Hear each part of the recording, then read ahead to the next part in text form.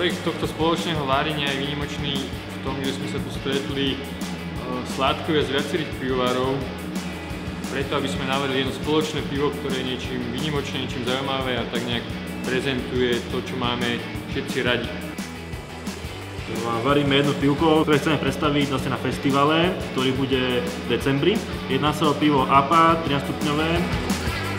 Je to úplne iné pivo, ako je bežne dostupné na slovenskom pivnom trhu. Je to vrchne kvasené pivo, jemná ovocnosť, krásne chmelové aromaty.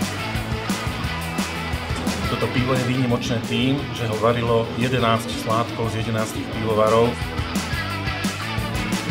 Pre nás je zaujímavé to, že nás spojilo na chvíľku a ľudia z rôznych pivovarov prišli a dohodli sa na tom, že navaríme spoločné pivo. Pivobrana APA je speciální tím, že vlastně ta receptura vznikala postupně a složili jsme ji celkem asi z 11 pivovarů dohromady.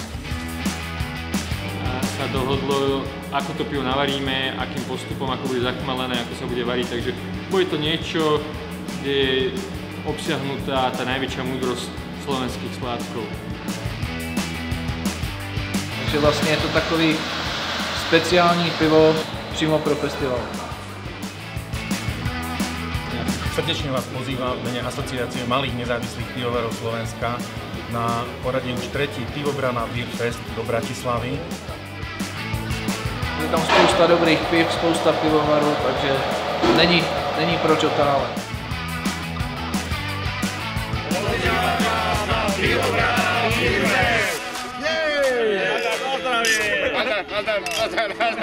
Nazdar. Na druhej strane.